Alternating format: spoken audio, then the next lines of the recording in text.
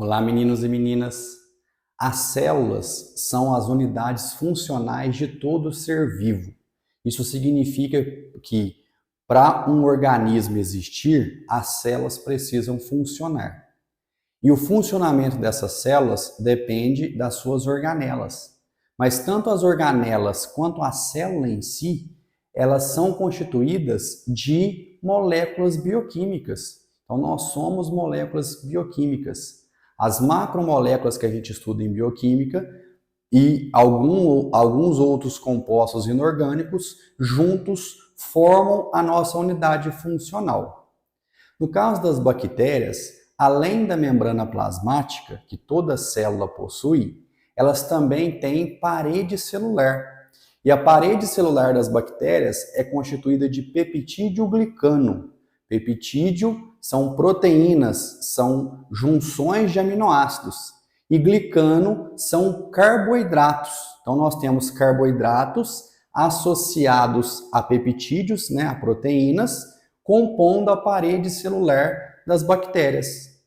Só que a quantidade de peptídeo-glicano nas bactérias também diferencia. E isso é fundamental para que a gente pudesse ter criado, desenvolvido técnicas de coloração que permitissem a diferenciação entre espécies diferentes.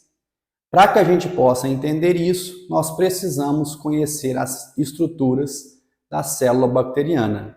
Se vocês querem aprender mais sobre esses assuntos e saber bioquímica, vem comigo.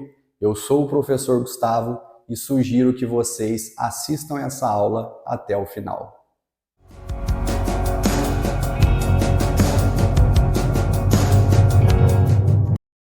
Na ciência e na biologia, para que um organismo seja considerado vivo, ele precisa possuir célula. E uma célula tem que possuir membrana plasmática, citoplasma e material genético. O citoplasma é o local onde as reações metabólicas, as reações químicas vão ocorrer. A membrana plasmática, formada de fosfolipídios e proteínas de membrana, individualiza esse constituinte, permitindo um controle do que entra e o que sai nesta célula. E o material genético é responsável pela síntese de todas as proteínas que essa célula irá utilizar e precisar. Entretanto, algumas células possuem alguns elementos a mais do que outras. A parede celular é um exemplo disso. Algumas células, como a célula dos humanos, não existe parede celular, porque o nosso controle osmótico é feito de uma forma mais evolutiva. Então, nós possuímos formas de controle de saída e entrada de água, de saída e entrada de solutos. Para aquelas células que esse controle ele é prejudicado, elas possuem parede celular, para que a parede celular possa proteger aí, enrijecer essa célula, evitando que ela incha, estoure, ou que ela murche. E cada célula que possui parede celular tem a composição química diferenciada. Aqui eu trouxe a parede celular das bactérias, que é formada por peptídeo-glicano. O que é o peptídeo-glicano? Quando a gente estuda proteína em bioquímica, nós vemos que quando a gente pega um aminoácido e se liga no outro, essa ligação covalente é denominada de ligação peptídica. E aí nós estamos formando peptídeos. Então, peptídeos são proteínas, são compostos formados de aminoácidos. E glicando lembra para a gente a glicose. E a glicose, ela remete aos carboidratos. Então, peptídeo-glicano é uma associação de proteínas com alguns carboidratos. Só que, imaginem que eu peguei uma bactéria, fiz um corte entre a sua membrana plasmática e a sua parede celular, e aqui eu dei um aumento para essa estrutura da bactéria. Aqui nós vemos, um composto que eu destaquei na cor laranja, e aqui a membrana plasmática que eu destaquei em amarelo.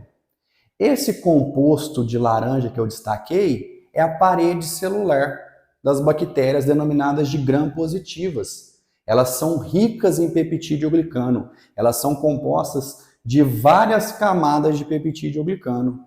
Enquanto que nas gram-negativas, nas bactérias denominadas gram-negativas, ela tem uma membrana externa, uma membrana lipídica. No meio, ela tem aqui uma camada de peptídeo-glicano fina, delgada, e embaixo a membrana plasmática. Se a gente pegar essas duas estruturas que eu representei e aumentar elas no microscópio, por exemplo, a gente enxergaria estruturas mais ou menos igual a essas. Essa de cima aqui representando a estrutura das gram-positivas e essa de baixo aqui representando a estrutura das gram-negativas. Vamos estudar aqui e entender aos poucos essas questões. Tudo bem? Bom, não são todas as bactérias, não são todas as espécies que possuem peptídeo-glicano, mas um grande número de bactérias e de espécies bacterianas possuem. E algumas espécies têm essa característica aqui de estrutura, enquanto que outras espécies têm essa estrutura aqui, tem essa característica de estrutura. Então vamos entender aqui aos poucos. Olha só, aqui na gram-positiva nós temos polissacarídeos externos, nós temos glicoproteínas, representando uma camada sólida que a bactéria gram-positiva possui. E aqui, ó, várias camadas de peptídeo-glicano. Peptídeo-glicano, do ponto de vista químico, é um composto extremamente resistente do ponto de vista químico, tudo bem? E logo abaixo aqui da parede celular das bactérias gram-positivas, nós temos a membrana plasmática, tudo bem? Aqui os fosfolipídios e aqui eu representei algumas proteínas. Lembrando que abaixo aqui da membrana plasmática a gente teria o citoplasma dessa célula bacteriana. Quando a gente passa para a bactéria gram-negativa, ela tem lipopolissacarídeos aqui do lado externo, uma membrana externa, formada aqui também por fosfolipídios, por lipídios de membrana, porinas, que são proteínas que permitem a passagem de substâncias. Nós temos lipoproteínas também compondo aqui essa estrutura das gram-negativas.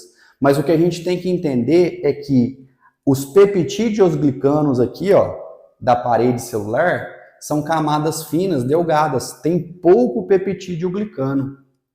E logo abaixo a membrana plasmática, que toda célula possui, aqui representando também as lipoproteínas e algumas proteínas de membrana. Tudo bem?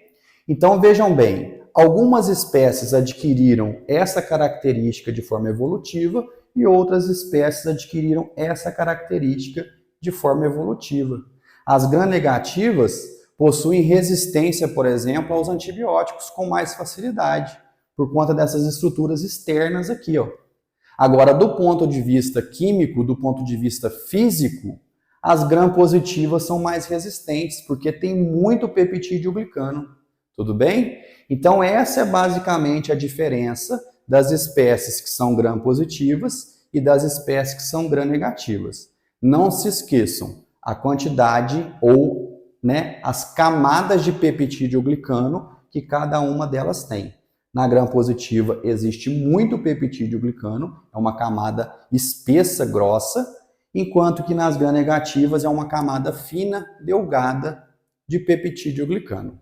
Tudo bem? Bom, qual que é a importância disso? Isso aqui, é um assunto da microbiologia, mas para a gente entender, nós precisamos de conhecimentos de bioquímica. Nós precisamos do conhecimento de carboidratos, de lipídios, de proteínas, que são essas estruturas e esses compostos que formam a parede celular e a membrana plasmática das bactérias. Mas olha só, para as bactérias que possuem peptídeo glicano, existem esses dois grandes grupos. Algumas não possuem peptídeo glicano e nós precisamos de outras técnicas. Mas olha só, no finalzinho do século XIX, um cientista conhecido como Gram, Christian Gram, desenvolveu uma técnica diferencial de coloração, percebendo que quando ele usava esses reagentes aqui que eu coloquei em sequência, Algumas bactérias se coravam de roxo, enquanto que outras bactérias se coravam de rosa. Algumas espécies ficavam roxas e outras espécies ficavam rosa.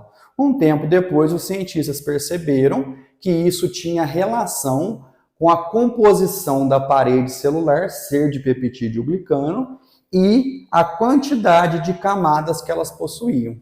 Vamos aqui então ver o que Gram descobriu, e essa técnica ela é utilizada até hoje em abundância nos laboratórios de microbiologia.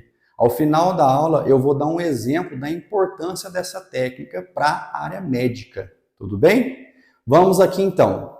O primeiro reagente utilizado por Gram é o cristal violeta. O cristal violeta ele é o corante da técnica de Gram e ele é roxo. Ele apresenta essa cor púrpura, roxa. Quando a gente usa o cristal violeta por 1 minuto, as bactérias vão se corar aqui então de roxo. Nós vamos perceber isso. O segundo reagente é o Lugol. Dentro do Lugol, o que nós temos é o átomo de iodo. O iodo complexa com o cristal violeta, formando um complexo, e ele é considerado o mordente aqui dos 4 reagentes. Tudo bem? O terceiro reagente é o álcool etílico, o etanol, que ele é utilizado como descorante. Eu já explico qual que é a função e como que funciona cada um desses reagentes. E por último, a fucsina ou safranina, que serão os contracorantes. Eu posso usar no meu laboratório a fucsina ou a safranina. É uma ou outra. Eu não preciso usar as duas. Tudo bem? E esses 2 contracorantes, eles têm a cor avermelhada, tendendo aqui ao rosa. Tudo bem? Aqui eu coloquei os tempos que a gente deixa cada um desses reagentes. Mas vamos ao exemplo prático de como que essa técnica é realizada e onde nós utilizamos ela. Então veja bem, imaginem que eu tenho aqui uma lâmina. Então no laboratório é muito comum a presença de lâminas. Eu coloquei a parte fosca representando aqui, que é onde a gente identifica o paciente ou o material que a gente está recebendo. A gente faz aqui um esfregaço, a gente passa o material que nós recebemos no centro da lâmina e nós levamos esse material, esse fluido biológico, esse material que a gente quer analisar, no fogo para que haja fixação desse material na lâmina. Então a primeira coisa que a gente faz é levar ao fogo essa lâmina para que a gente possa fixar o material aqui nessa lâmina. Tudo bem? Se aqui tiver a presença de bactérias, nós não sabemos que espécie é, mas a gente já consegue fazer aqui um afunilamento das possibilidades a partir dessa técnica de Gram. Como que funciona? Se aqui dentro tiver espécies Gram positivas, o que vai acontecer? Vamos ver aqui. Quando a gente joga o cristal violeta, lá na lâmina, a gente pinga, goteja o cristal violeta, esse cristal violeta vai ser absorvido pela célula da bactéria e vai colorir o citoplasma da célula. Eu estou representando um bacilo aqui, então ele vai se corar de roxo por conta do cristal violeta. Reparem que nesse primeiro momento eu coloquei aqui, representado por azul, mas uma tonalidade um pouquinho mais clara, um pouquinho mais fraca. No segundo momento a gente coloca Lugol, que tem a presença do iodo. O iodo vai se complexando com o cristal violeta que estava aqui e forma uma cor mais intensa, porque formou um complexo, como se fosse uma teia de aranha. E aí, isso força esse complexo a ficar aqui no citoplasma da célula. E o terceiro reagente é o álcool, que ele é descorante. Álcool tem a capacidade de destruir lipídio, ele destrói ali os lipídios presentes. Só que, reparem aqui, aqui é que está o X da questão para entender a técnica de Gram. Quando a gente utiliza o álcool e a bactéria é Gram positiva, ela tem muito peptídeo glicano. Cada um desses processos que a gente realiza aqui, nós vamos levando na água, para que a gente possa tirar o excesso dos reagentes. Então eu passo água depois do cristal violeta, eu passo água depois do Lugol. Quando a gente joga o álcool, então, na Gram positiva, a gente vai lavar lá, a camada espessa, grossa de peptídeo glicano, impede que o complexo cristal violeta e iodo saiam. Então ela permanece corada por esse complexo, ela permanece na cor roxa. E aí quando eu colocar fucsina ou safranina, não cabe mais aqui, então o contracorante não consegue mais ser absorvido pela bactéria, porque ela já está toda tomada pelo complexo cristal violeta e iodo. Então, se ela é gram-positiva, devido à característica aqui da parede celular, da quantidade de peptídeo glicano, desde o início até o final, ela vai permanecer na cor roxa. E aí nós vamos levar ao microscópio e enxergar essa bactéria na cor roxa, seja ela um bacilo, seja ela um coco. E aí nós já conseguimos prever algumas possibilidades.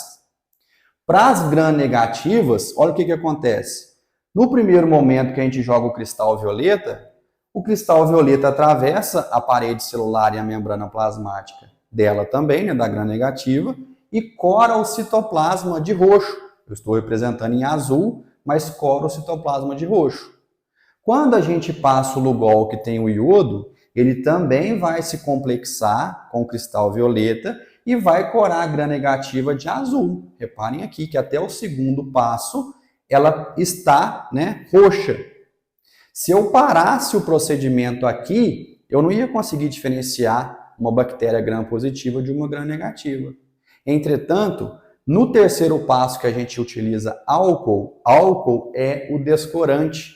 Ele destrói essa membrana externa aqui, ó, da bactéria gram-negativa. Então, por ser lipídio principalmente aqui, ó, por ter lipopolissacarídeos e por ter lipídios aqui, né, fosfolipídios na membrana externa, essas camadas são destruídas. E como a bactéria gram-negativa tem pouco peptídeo glicano, tem poucas camadas, né, camada espessa, delgada, desculpa, pouquíssimos peptídeo-glicanos, a hora que a gente passa o álcool e lava na torneira, né, coloca água corrente, o cristal violeta e o Lugol, que haviam formado um complexo, eles vão embora. Eles saem da célula da bactéria gram-negativa e ela volta a ficar incolor. E aí, quando a gente joga a fucsina ou safranina, que é o contracorante, o citoplasma da bactéria gram-negativa, depois do álcool, ele voltou a ficar aqui sem nenhum corante presente. Então, a safranina, né, ou a fucsina conseguem ser absorvidas novamente e ficam corando, então, as gram-negativas de rosa. Então, quem cora as gram-positivas é o corante, que é o cristal violeta que não sai mais. Quem cora as gram-negativas é o contracorante, que tem a cor avermelhada, que tem a cor rosa. Várias espécies de bactérias são gram-positivas, várias espécies de bactérias são gram-negativas. Algumas não se coram por essa técnica, e aí nós precisamos usar uma outra técnica para que a gente possa visualizar esses micro-organismos. Então foi devido aqui à diferença, né, de estruturas de determinadas espécies de bactérias que permitiu a esse cientista, né, chamado de Gram, fazer aqui essa coloração diferencial.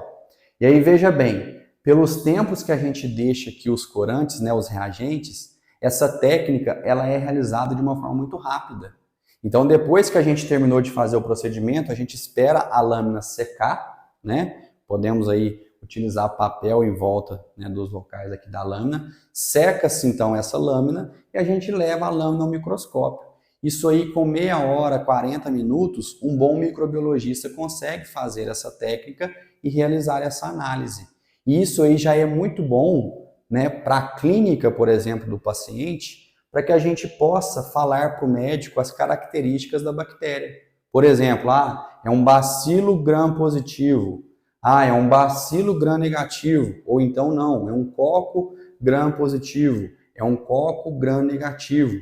Isso aí já pode adiantar, por exemplo, o tratamento, já pode auxiliar aí na antibiótico terapia, porque os outros exames são demorados, mas a técnica de Gram é rápida. E pode ser utilizado, né, e é muito utilizado também, em laboratórios de microbiologia para ensino, né, para ensino e pesquisa, em laboratórios de pesquisa e assim por diante. Então é uma técnica muito utilizada, muito cobrada. Entretanto, para que a gente possa entendê-la de fato, nós precisamos da bioquímica e por isso eu resolvi fazer a gravação dessa aula. Eu espero sinceramente que vocês tenham entendido, que faça sentido e ajude vocês no estudo desses assuntos. Se essas aulas de alguma forma chegou em você e está te ajudando, deixe o like, se inscreva no canal, compartilhe com seus amigos para que eu possa chegar a um número maior de pessoas e ajudar cada vez mais.